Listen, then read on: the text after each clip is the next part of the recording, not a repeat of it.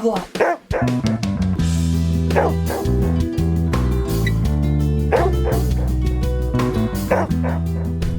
Okay, we are rolling. Welcome to another episode of FitPet Boston Talks. My name is Leah Lodato, and I am the host of the show. And today I am joined by my spouse, once again, Lori. Hello.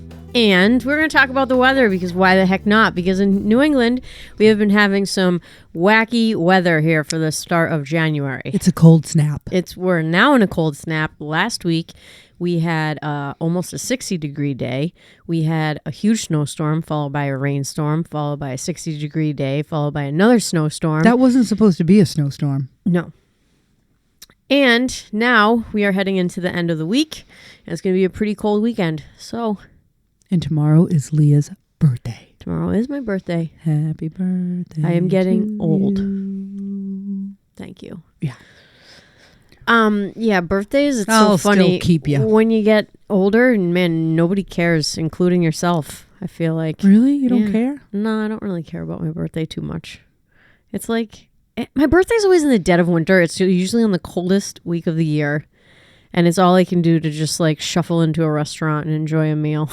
Oh my God. Well, if this was going to be a pick-me-up, it's not. If you could change your birthday month, what would it be? June. Yeah? I don't know. I like March. Or May is good because it's like before graduation season, I guess. Yeah. And May's it's springtime good. and it's I like May. this rebirth. Do May. I know. That's a rebirth. Yeah. May would be a good time, I think. But it's okay. I celebrate that. I have no qualms. All right. I have no qualms. We have a lot of January birthdays in my family. My mom, my niece, myself, my sister. If I'm forgetting, my aunt. I have a couple cousins that have birthdays in January. Not my side. We're later on. It's a busy month because everybody gets busy in the spring and then has a baby in the wintertime. Oh. That's what I think anyway. You do it in your free time. Anywho, if you are new to the podcast, welcome. This show has historically interviewed local Boston area dog handling professionals. We have chit-chatted about our lives, dogs, and careers. I have had the blessing of being able to meet some amazing professionals in our local area here. And in the meantime, Laurie and I do episodes talking about a variety of different dog training and handling topics, hopefully to keep you interested in the podcast and also to maybe teach you something that you didn't know before. Laurie's got a ton of experience, and I have a fair amount of experience myself. And so today, first of all, I just wanted to acknowledge the vast number of new dog businesses that have seem to be cropping up, at least across our social media feeds. What do you make of that, Laurie? I just think they're capitalizing on the number of dogs that are in the world today and the fact that we refer to them. Well, I think there's a desperation out there. There's a lot of new training things. Like, what do you mean? Well, I saw an ad today on Instagram and it says, obedient dog in 1 week. Woo! According to age. Okay, what else do we But have wait, there? I feel like we need to say our quote that I went to a house, did a home visit today. Uh-huh. And the woman right before I left says, oh, we listened to your podcast. And I don't know why, but I get a little worried when somebody says that. Like, oh. I get a little worried too, I'm not going to lie. Yeah, me and my daughter. And she's so young and I swear sometimes. And that's okay. Somebody has to expose them, prepare them for the world. Why not here? So I said, oh, Leah's here because Leah ran some errands while I did the home visit. She dropped me off, picked me up like the old broad that I am. And Leah put down the window, said hello to the woman. And she said, oh, we love the last podcast you did when you make fun of stupid things. No, when you make fun of stupid people. Yeah, when you make fun of stupid people. And I was just touched, you know. Just comes so naturally to us. I don't know why. God, I was like, okay. Oh, and then there was one more quote today that, because we weren't necessarily going to talk about dog stuff, but we're going to talk about dog stuff. But the other quote that you said today that you heard somewhere was, the way you communicate with me sends my nervous system into a tizzy. And I love that quote. I wish I had that in my back pocket for many a relationship. Yeah. The way you communicate with me sends my nervous system into a tizzy. I mean, you could say that to me now. No, I definitely can't. Yeah, I'm a little too blunt anyway. No, There's not no at reading all. between the lines with me. Not even a little bit. But But you know what it's like to be around someone and they just make you so nervous, everything that they say. God. It's just like... My mother calls my name and I already, like, I can feel palpitations. Yeah. Lori! Oh, God. Ma. What? So, you want to see the ad? So the ad on... All right, hang on. We got to circle back. Back. Okay, where are we circling? We're circling back to... I'm sure that we see more of these ads via the algorithm on social media for dog training businesses, but it seems like there are more and more that are cropping up in our newsfeed. And it was just the other day, somebody asked for a dog walker in Woburn, and I think there were 22 responses with like a person's name or like linking a person in the response. So there are so many people out there that are handling dogs these days, and I just think that it's worthwhile to mention. They can't all have. They can't all have a background or experience. Which, I mean, we were all there once, right? Like we all came from somewhere and didn't have any experience at one juncture, and we had to learn however we had to learn. But that being said, as somebody who runs into such people sometimes. It's slightly scary when you meet up with somebody who clearly is taking care of a dog that's not their own, and they don't know what they're doing. I think it's the blatant ones like on the community page when they say, oh, I need somebody to watch my dog. You know, all the kids' vacations are coming up, and somebody goes, my name is Susie, and I have loved dogs my whole life. I will take care of your 10-year-old diabetic blind poodle. And they're like, that's great. How can you have people who are so picky? I had a woman call me, no less than 20 questions. She was referred to me by no less than 4 people.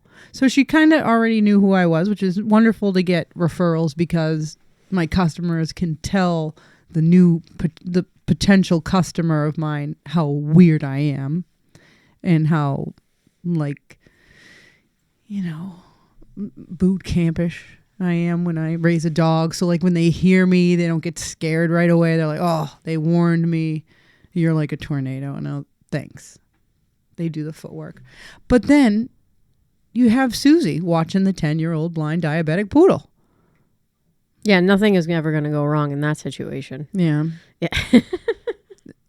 It's going to go well. No, I think it's just a supply and demand issue, but I also think that it's a lack of owners understanding how to find reputable services. I think that for us, the way that we run our business is very different, and I have ridden on Lori's coattails for a lot of this with my dog walking clients, but like we don't work with anybody that doesn't come from a referral. Like if somebody just cold calls us, right? And like so many dog training businesses, yeah, like occasionally, but 90% it's referrals of our business is referrals. And then if the dog goes through Lori's training program, and I think it would be a good fit for dog walking, and if the dog lives in an area that I can service, I'll offer that service. I literally have room for like 1 to 2 dogs per year to add to my dog walking schedule because I'm just one person, and that's how we've chosen to operate our business. You know, if you have a big facility and you have a staff and you're relying on like SEO from a website to generate, you know, new sales and referrals and all that stuff, like obviously you're in a different type of boat than we are in, but it is so much easier to work off of referrals because for us, we know that the person is probably going to be, you know, at least easy to deal with like transactionally because they were referred from another customer. And for the customer, they know that there has been another dog that has gone successfully through the training program that they know personally, and they have this. They trust you because they already saw a product. Exactly, and it's not just like a Google review. It's like an actual dog that actually got trained, or I've actually been walking for X number of years. And to me, that is the absolute best way to get a new business is a referral from a person that you like and you know and you trust. And when you just splurt it out there on a Facebook page, you're getting responses. And yes, those are referrals, but it could be like an absolutely insane person that's giving you this referral. Like you have no idea. And they're out there, as we all know. I know. I think I shouldn't have been. The lady was asking me just so many questions. I was like, are we done yet? I felt like she was giving me an interview on the phone, but I realized, I was like, oh, you're a little spoiled, Lori, because it's totally normal for her to ask these 8,000 questions. And I answered them all. But I was like, all these people, because so many people refer me, they don't really ask me questions. They just say, all right, when do you want to book a class? I'm like, all right, let's do it. And, I do sell like a 4-pack of classes. And so the lady's like, can I just do one? I said, yeah, you can do a one and done. I said, you see if you don't like me. If you like me, you can sign up for the rest. I said, if you don't, off you go. Yeah. It's literally the conversation I have with people. I have no problem if I'm not your jam and you go someplace else. I'm just grateful for all my referrals and my business and my people. Yeah. We have amazing clients. It's awesome. Yeah. But anyway, you're going to read that poster. All right. Yep. Lee and I are feeling much better at this podcast. The last one, we were both dying. Yeah, we had the flu. Everything. Flu, COVID, whatever. So it says, obedient dog in 1 week. We are looking for 15 dog owners who'd like to learn about the science of dog training and behavior. It's in bold. If you need help in your dog training behavior correction, that's in bold, and eliminate dog behavior issues, try out new, easy, and modern training plan. Also bold. Your dog will learn too. Do the auto sit. Focus on you during walks. Focus their attention on you. Focus on you, regardless of location. Calmly greet other dogs and people in public. Focus on you, even in the presence of distractions. Have service dog level impulse control. Whoa, those are some promises, people. Lies and fairy tales. Like service dog level impulse control. In 1 week? If 1 week. And damn. If every dog. What am I doing wrong? I don't know. I'm screwed. Buddha's right here with me right now.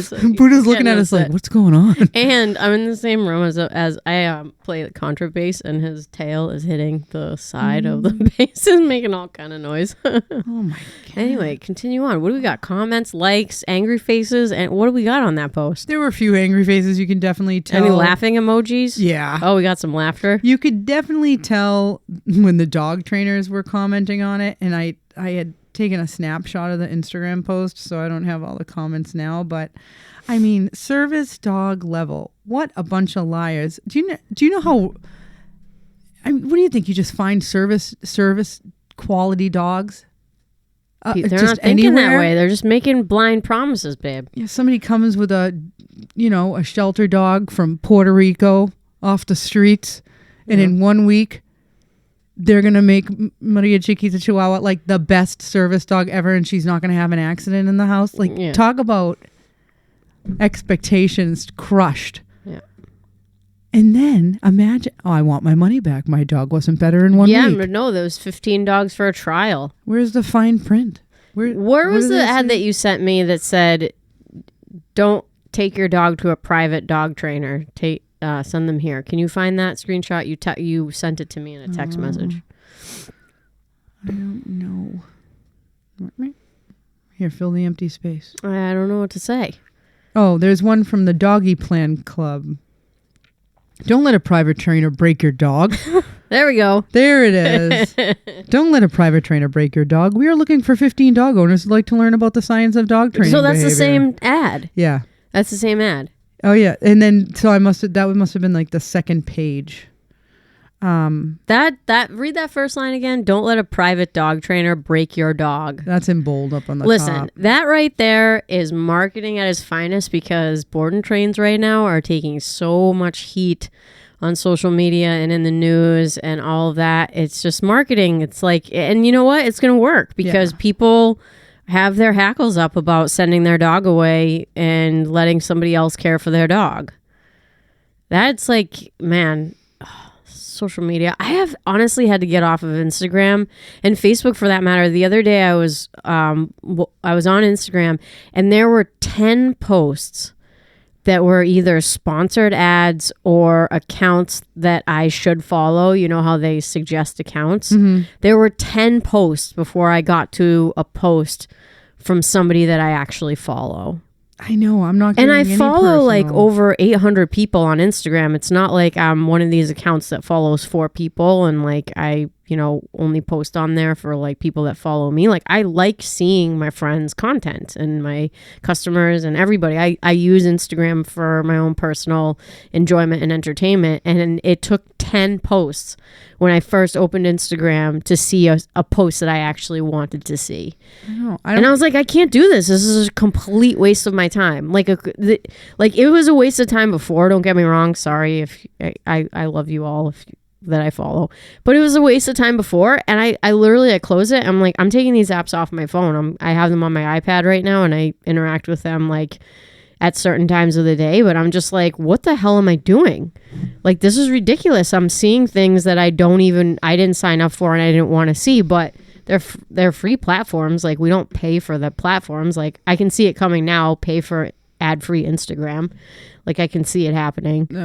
Well, I miss seeing posts from the dog people we know, because I would make sure to like their posts, and if most of them I just love. I mean, there are pictures of dogs or some training information on there, and I really do like them, but I can't follow them because they're not showing up in my feed. And you know, when I go on Instagram, it's just like dummy. I'm just like flipping through stuff, scrolling through. I love seeing posts from people that I follow. Yeah, but we don't But anymore. I don't. We just see ads. Like, that's the thing. It's like very, very, very frustrating. And it's like, I don't know. Anyway, that ad was unbelievable to me because it's marketing. People are wary to send their dog away, which I get.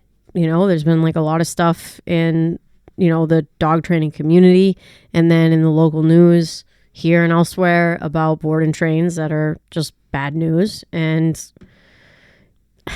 to be frank, like, I think we've talked about before, I think there's a lot of good things that can be said about board and trains, but there's a lot of bad things that can be said about board and trains too. And ultimately, like, I can't prove a negative. So I can't prove that I didn't do something. So if somebody has it in their mind to be skeptical of a board and train or whatever, like, they're going to be skeptical. And again, it's for good reason, because they're sending their dog away. And now, like, we do have this godlike technology. Sure, I can put a camera in my, you know, in my facility, and you can have access to it whenever you want to see what's going on. Like, that could happen. You know, there are privacy, you know, issues with that type of setup as well. But, you know, here's an ad just completely monopolizing on the fact that there has been a bad reputation for board and trains, but just the thought that a private dog trainer is going to break your dog is like ridiculous. I mean, there are so many wonderful, talented dog trainers that do board and trains with wonderful, amazing results with dogs. Lately, it's just that only the bad a-holes get the press. Yeah. You know? No, it's been really like the videos that have been coming out. I don't know the names of the specific people, but popular dog trainer. There was just, I don't want to, like, there were some videos that went out and they were pretty appalling to watch, and they were appalling to watch, and it's just disgusting. And that's why people are, you know, should ask questions. That's why people are hesitant to, you know, sign up with even the good people. But like I said, you have people who are really doing all this research, and then you have some parents who are just happy that they can go on their vacation to Hawaii and not know exactly who's watching their dog. Yeah. You know, or they expect somebody who's house sitting to be at their house 24/7 with their dog who has anxiety, which is why that dog isn't in a kennel, a boarding facility in the first place. That doesn't happen. Then the person leaves, the dog tears up the house. It could be, you know, Susie from down the road who just loves dogs, and that's why she's doing it. And now she has a dog that she's rushing to the emergency room. Yep. You know, that's scary. That's scary stuff. Like, you know, if you get a young person to watch the dog, you have to have a pretty dog savvy person for an emergency. Me, I always think the worst of situations. I could have anxiety all day long. But in an emergency, everything in me shuts down and I can focus, and you wouldn't even know what an anxiety-ridden human being I am. Yeah. It's like I I'm always trying to anticipate the next thing or like prevent the next problem. I don't know. It's freaking tough. It is tough. It's a very tough business. It's a tough situation. It's hard because there is really no way to know if somebody is quote unquote good, but I think that there are pieces of the puzzle if you're somebody who's looking for a trainer, looking for a walker, looking for a pet sitter, a boarding facility, etc. Like, and a certain amount of it has to go, you have to go with your gut. Like, if you walk into a kennel and it smells like piss, it's because a dog peed in there and then nobody cleaned it up. Like, there's no like, oh, well, it smelled a little weird, but that's just what I thought a kennel smelled like. It's like, no, if it smells dirty, it's because, if it smells funky, it's because it's dirty. Like, if you walk into a kennel, yeah, sure, it can smell like a dog, but it can't be like overwhelming like ammonia smell. Yeah, you know, and your nose hairs falling. Yeah, and so many people, you know, they see these type of things like red flags, and they just like, they're like, well, I guess this is just how it is because it's a boarding facility or it's a kennel and it's a daycare, and I don't know any better. But you do, like, you know, if something is clean, you know if somebody is responsible, you know if somebody gives you the creeps. You know what I mean? Like, there has to be more of a just using common sense when it comes to these type of decisions. Yeah. And when I worked in a kennel in New Hampshire, people were allowed to make appointments and at specific times to visit the kennel and walk through. And some of them would say to me, well, you knew I was coming, so you're probably gonna clean the kennel. That's why I just wanted to pop in. And I said to her, let me tell you, I said to the customers, I said, if this kennel was a disaster, that I could clean it up and make it presentable to you within a 1-day phone call, you are sadly mistaken, because there's no way I could clean 60 dog runs to make it perfect for that one person to walk through. And I can, if I was in the kennel that I stayed in, I stayed in because I really did just live there, I would have kept my dogs in the kennel runs. Sometimes I did because they'd be working with me and I'd put them in a kennel run. I don't, if you want to walk through, fine. I have no problem with it. You want to see the grounds? Sure. But on pop-in visits, it was rare that I'd bring somebody in the back because sometimes I had dogs out and I just couldn't. But it wasn't because I was hiding anything. Like I said, if your kennel's dirty, you're not going to be able to clean it up for a phone call. Yeah. And I will say this, though. I was a mess. When I worked in the kennel, I was in a mud pit out in the back. It was there was a horse barn attached to it. Really nice, piece of land. But I was just a mess. From cleaning, from taking care of the dogs, from being out in the mud. I was like working a dog farm. Yeah. There were so many dogs there. And the lady said to me, do the dogs get out and play? And I looked at her and I said, look at me. I am a disaster. That's all I said for the answer. Yeah. Oh, man. I had another woman way back when, and her dog came in and it was covered in fleas. It was a sweet old golden retriever, and she would always come with her teddy bear in her mouth. One of the good old school golden retrievers, sweet girl. I said, this dog has fleas. And, everything in the kennel besides bedding and, like Coranda beds were in every single one of them. I said, I'll give her a flea bath. I took care of her. I treated her. I did charge the lady for the groom and all that. And I talked to her about flea prevention and things like that. Oh my God, I'm such an OCD person too. If I could have bleached myself after, I would have. God knows I was bleaching the whole time Leah and I were sick, and I was sick since New Year's Eve. And the dog came in again the second time. She was in terrible shape again. Third time the dog came in with fleas, the lady came to drop the dog off, and I said, take your dog home.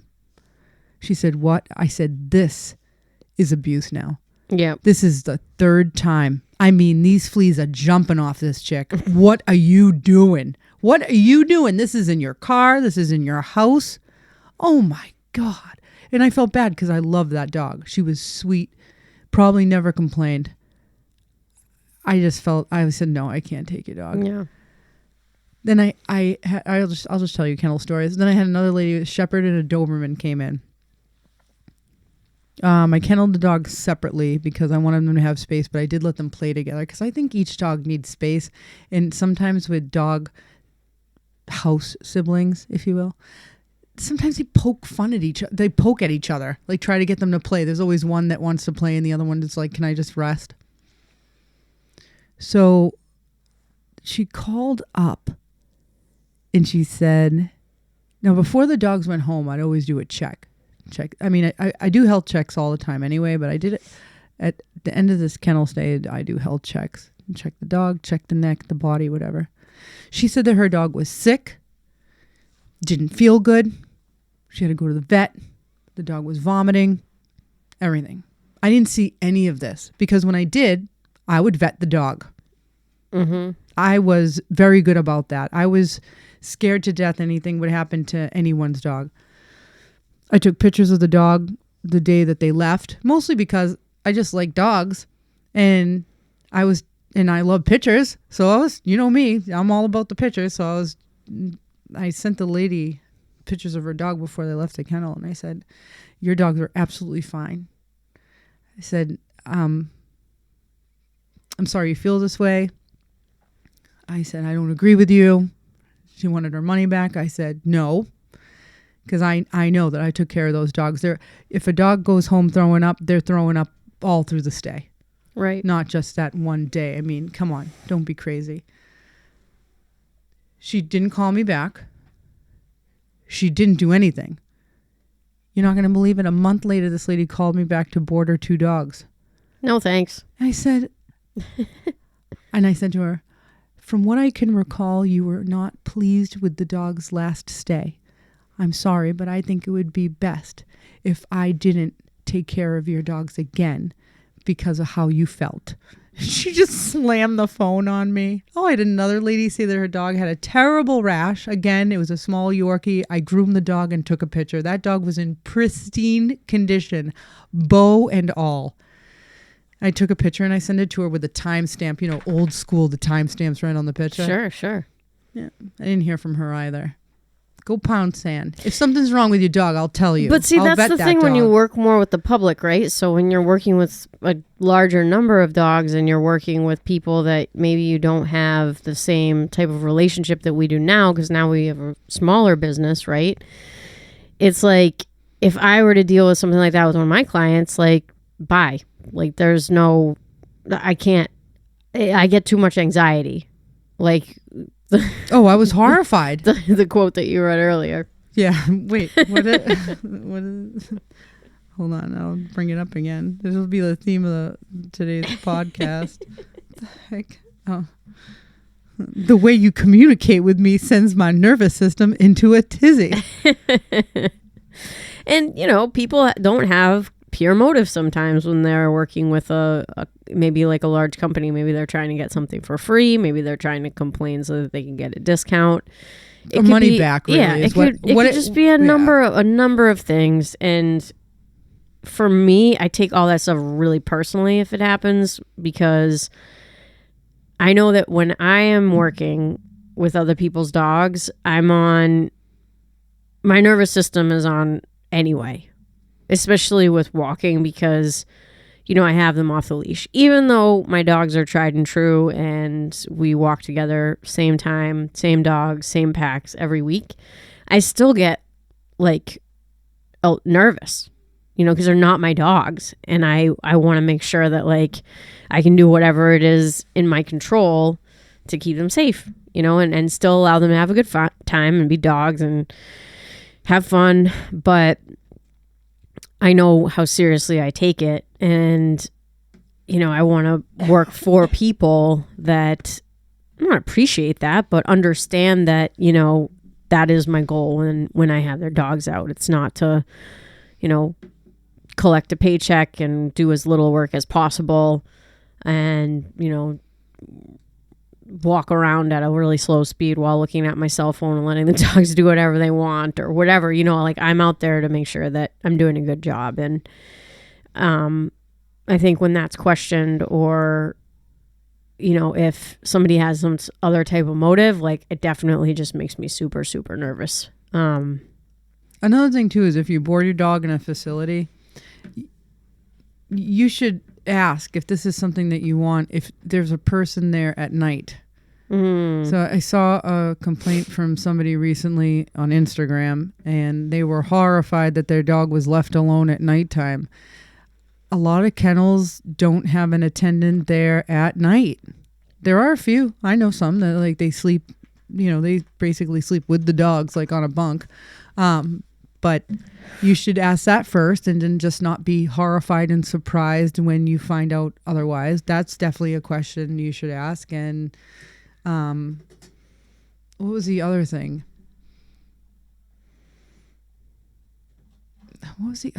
One was the overnight business. And if somebody said, don't let the facility wash your dog before they leave, because if they smell really bad, then you know that the facility isn't clean. I take a lot of dogs. I take dogs like for the day and stuff like that. And usually if I send them home, they'll be like, "Oh my God, thank you so much for washing the dog." I'm like, "Well, I didn't wash the dog. It's just that my place is clean and the stuff that I use is, scented or whatever. So your dog goes home smelling like lavender. Well, that's a great thing." But not all facilities can be that way, especially a kennel environment. And if you don't pay the extra dough for a grooming at the end of the dog's stay, dogs who have been playing with each other, saliva, spit, mud, like we can dry the dogs down in the kennel, but let's face it, sometimes they're going to go home with a stank, especially if dog saliva is all over them. Yeah, if they play with other dogs. It doesn't necessarily mean that the dog is, not taken care of. Yeah. It's still, you're still dealing with a dog. Like if it rained a lot during the stay, I mean, as far as, being a kennel attendant and whatever, you really have to watch out for hot spots with some of the dogs, labs, goldens, and then they go to lay down and they pass out because they're tired from playing with their homies, and then they get a hot spot on them. I mean, you really got to keep an eye out for that if you work in a kennel so that you can treat it. Yeah. And that's normal stuff, and it's not like... And again, sometimes if I'm walking dogs, like, yes, I try to keep them out of the water. Last week with the rain and the water, I mean, there was just no way. I think I dropped off, one of my clients has 2 dogs, and I dropped him off and I yelled something after him like, good luck. They're not that clean, but they're not that bad, or something like that, because it was raining. It was pouring rain. I do my best. I don't let my dogs go swimming unless I know that the owner doesn't care and the dog just really enjoys it. Like Olive will let her go swimming. If there's water and it's like semi-clean, okay, fine, she can go in. But these doodles, man, no way are they going in the water, because they spend all this money on these grooms and the water's so nasty. But if it's raining and there's huge puddles and we're just walking and the dog's going to get, dirty and gross, like... Sorry. Then, and people understand that that's what we're doing. We're outside in nature, and it happens. And the same can be said for a boarding type of environment, like Lori said. If the place has outdoor space and the dog is spending time outside and it's raining and there are other dogs there, and your dog comes home and they're not like sparkling clean if you didn't pay for a groom, there are worse things. I think if they're trying to groom your dogs to cover something up, I think that that's a separate issue. Sometimes I'd groom a dog if it stunk. I mean... Yeah, I've groomed dogs. I'd suck it up because sometimes they reeked, and it wasn't because my place smelled. It was because that dog stunk. I have had... the only time I will take a dog here and wash them... They see me roll. If they roll in something, yeah. If they roll in something, I will not bring them home before washing them. I will put my whole day on hold. Dog poop. To bring them back here and wash them, because it's just so disgusting. But anyway, I also want to talk about the weather this week, because this was a week that if you're a dog walker and you're listening to this podcast, you know that you had to dig deep. Yeah. Let's go. Yeah. And when we walk dogs, we sign up for all weather. We do it because we enjoy it. I truly enjoy walking. I know that sounds ridiculous, because I know there are plenty of people that probably enjoy walking too. And I enjoy walking in all weather. But when you hit the trail and it's 15 degrees like it was this morning, it definitely is. It's a struggle, you know, and it's a job for me. Like I said before, whenever I have dogs that aren't my own dogs in my care, I'm on alert. I understand that I'm working, and I have a healthy level of anxiety. And yeah.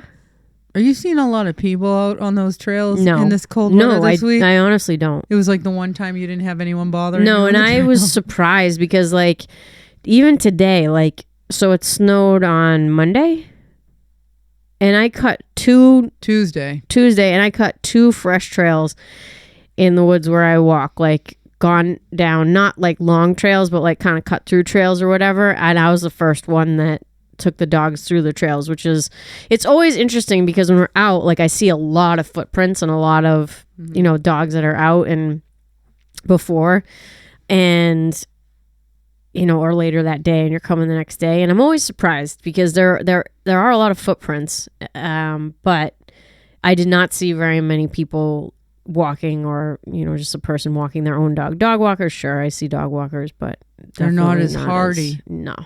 Not at all. People. I love the snow because I feel like it gives us a chance to be a dog. We can see where other dogs pee.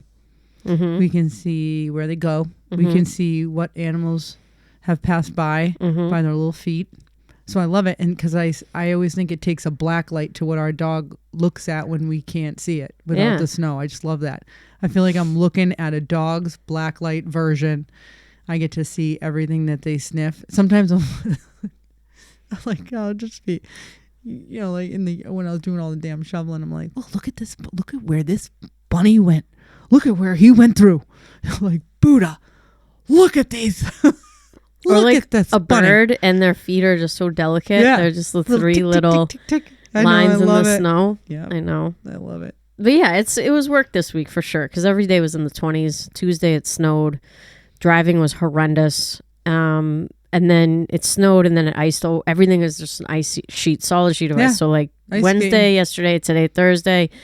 Most important piece of equipment that I had this week were those Yak tracks. They're not yak tracks. They're actually a brand called Due North. If you are in the market, they're wonderful because I'll explain why. Because I love explaining about equipment. But yak tracks typically are like springs. They almost look like a little slinky, and they have these little coils that go around each piece of rubber that is on the bottom of your shoe, right? Well, that coil not only grips onto the ice, but it also grips onto the bottom of your shoe. And I have ruined a pair of bog boots and a pair of waterproof sneakers with a more traditional style yak tracks because I walk in them so much. So like I'm not walking any less in a day if it's snowing, maybe a little less because I'm just moving slower, but I don't like them because they ruin your shoes.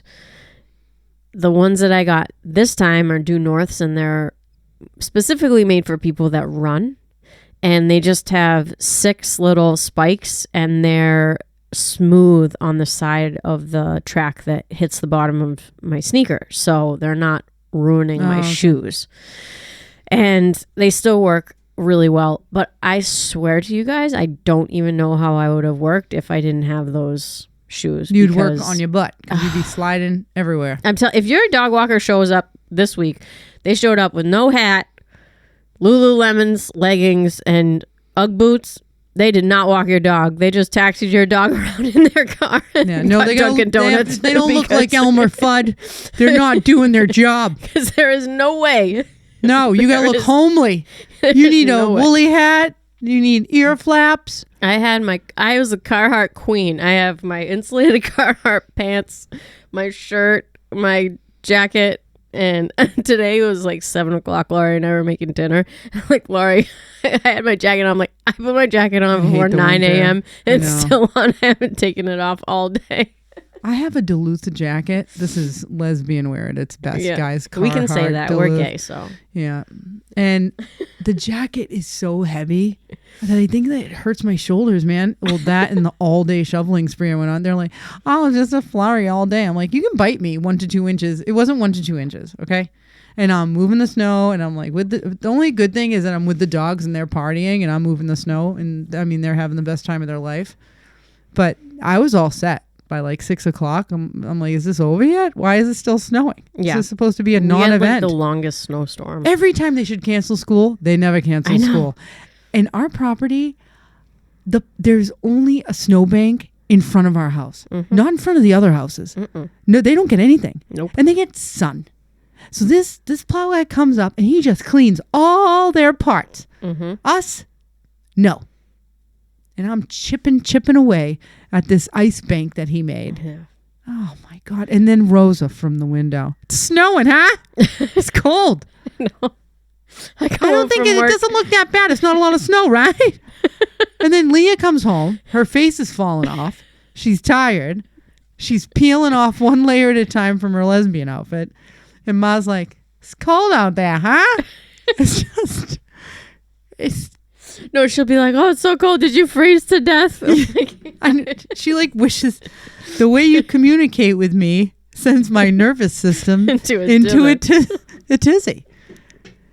It's just, oh my. And then if you've been freezing outside and the customers see you, they'll be like, it's going to be a cold snap for the rest of the week. How are you going to do it? And I'm like, well, I just don't fucking know. I don't know. Because at nighttime, after I take a shower, it takes me a half hour to get warm again. I know. I dropped Lori off to her class tonight and I went to Market Basket and I go to get out of the car. I'm like, oh, it's gonna. I had to the rigor mortis sets in. Move a little to get out. I'm like, oh my God. The only people I feel worse for than myself are the people that have to stand around in the cold, like a DPW worker, standing there while their friend is like friggin' fixing a light or something like that. Because if I had to stand still outside in that cold, I honestly wouldn't be. I love walking. Once I get moving, I feel good. Like even if it's cold, like dress appropriately, get the hand warmers going, get the hat on. I don't hate it. And listen, the dogs, they don't care. I don't shorten my hikes and walks even when it's cold. I'll shorten them if it's below 15 degrees. Don't get me wrong. If it's freezing, yes, absolutely.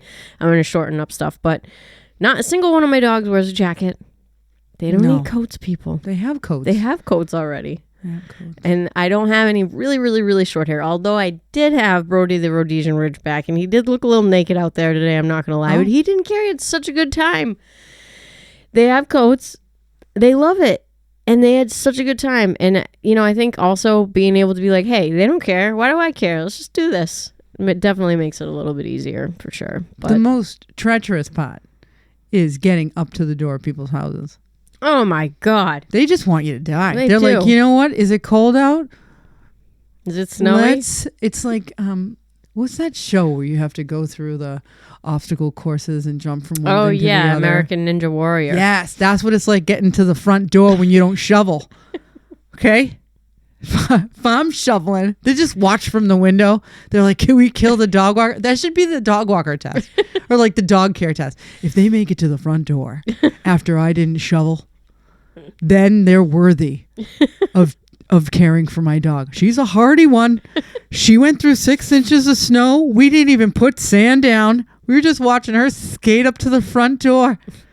And that's me with the Carhartt onesie on and my yak tracks. Imagine, the math tutor, who's coming to, whatever, they get their stinking slipper van sneakers on and they don't have a chance, They don't have a chance. No, they're going down. They're going down. Going down. And then you just slide back to the sidewalk. Oh my God, I literally slid out of somebody's driveway. I won't say who it was, but they... In your car or your body? Nothing. In my car. Backing out of the driveway, next thing you know, I'm like, I guess I'm going to go into the street. Whoop-de-woo. Hail Mary. I had a really bad one happen on Tuesday. I was driving back from a hike and it was snowing all day, but it was supposed to be not that much, and it actually ended up being kind of significant. And there was a car. There were 4 cars behind me and there was a car up ahead of me coming the opposite direction, and there was a slight kind of hill in the road, so I saw her coming a mile away. This lady, her car just started swerving left to right, spun around. I was like, okay. So I pulled all the way over to the right. I look at my rear view. Every single other car behind me pulled all the way over to the right. And We're she getting just the like, hell out of here. this car just like ballerinaed by me. Oh. Like it missed me. But there was definitely a point where I was like, well, there's like legitimately nothing that I can do. I just have to hope and pray that she's not going that fast. And she wasn't, but when it's snowing, you have to slow down. I mean, I don't know. The same day I was pulling out in the flats in Winchester and I pulled out. Next thing I know, there's a Range Rover behind me. Next thing I know, he's beeping at me and flashing his lights because he thinks I'm going too slow. And I'm just like, this is literally maybe 30 minutes before the whole thing happened with the careening lady that was spinning her car around. And I'm just like, you can't drive fast. I mean, I drive pretty slow anyway, not going to lie. A little bit of a granny driver. You think you drive slow. I think that you're scary sometimes. It's like, it doesn't matter if you're driving a Range Rover or a Toyota Corolla. Rubber on the road. It doesn't matter if it's slippery out. It doesn't matter what kind of car you drive or SUV, four-wheel drive, this and that. You're going to get into an accident if you're driving too fast. So, yeah, I got to slow down. I want to do another episode on this, and we'll end with this, but if somebody ever asked me, like, what's the most important quality a dog walker can have, like an urban dog walker, I would say it's a good driving record, to be honest with you, because like 2/3 of the day I'm walking the dogs, the other third of the day I'm driving. And if you stink at driving, it's just going to be a long road. Because if you don't work in the city, because in the city, you know, if you can just go door to door and walk around to get your clients, that's another story. But if you work in the suburbs, you have to be able to drive and you have to be able to do it well. And if your car is always in the shop because you're getting banged up and this and that, it's just really tough to work. So, well, that Elements is sold. Listen, she's elderly. No. I'm just saying, she's a car that she drives with a walker. Not talking about She it. does with a little horn. Thing's beep, beautiful. beep. You get out of the way. It definitely doesn't start when it's too cold. No, it didn't start. So, okay, we'll end with this. So I'm cleaning all the cars off in the morning, and I know I want Leah to be toasty warm. I clean all the cars off, and I know that I'm going to get in that element, and it's not going to start. I know it. And I get in there, and I just say a little prayer. I turn that key, and not a blooming thing happens. Not a thing. After, 3 more tries, because why not? We're going to jackpot this, right? I had the element since 2007. I do it for the 4th time, expecting something different, and now I hear a click. I'm like, okay, well, let's get some life. And I know Leah's watching me from I have cameras. I know she's watching me from the camera and just like dreading what's going to happen when I walk in. And I don't say anything because I've found Jesus. And so I said, hey, Leah, I said the element didn't start. And she says to me, and so I'm already pushing it down because I wanted Leah to buy a new car for a while now. She says, did you turn the key all the way? And again, it's a moment where I found God again. And I said nothing, I think, because in my head, did you turn the key all the way? I'm like, no, I turned it like a quarter of the way. No, I don't know how to put a key in the ignition. That's something my dad would say. I just wanted to kill her. Did you turn? It's such a dude thing. Did you turn the key all the way? So then I just yeah. And then I walked away. Anyway, we just need a little jump. Gave it a little love jump from your start. car. Little jump start from your got car. it going. Going right up. Our neighbor right has this awesome charger too. Yeah, I think I'm just gonna keep it with me. Yeah, all the time. In case Leah died, it's awesome. Just hook it right up. Starts right up. It's literally like a suitcase charger. It's in this like suitcase, and if your car dies, you just boom, start it right up again. Because the only thing I thought is she's gonna call me from the middle of the woods somewhere, and that car's gonna be dead. The car is gonna be dead. No, never. But it turns out, just in case anyone was wondering, when Leah went outside, she turned the key all the way, and it didn't start. I was like, would you look at that? Will you look at that? All right, everybody. Well, the way you communicate with me sends my nervous system into a tizzy. All right. I hope that the way we communicate with you does not send your nervous system into a tizzy. And I hope it's if a warm it does embrace. not, please feel free to rate and review the podcast on whatever platform you're listening to it on. As always, we come to you authentically, and we hope that you share the podcast with your friends if you're into what you are listening to. We are releasing episodes on Fridays, probably not every Friday, but Fridays. So put it in your queue, put the notifications on so that you know when we come out with some new content, and we will see you next time. Thank you. Stay warm.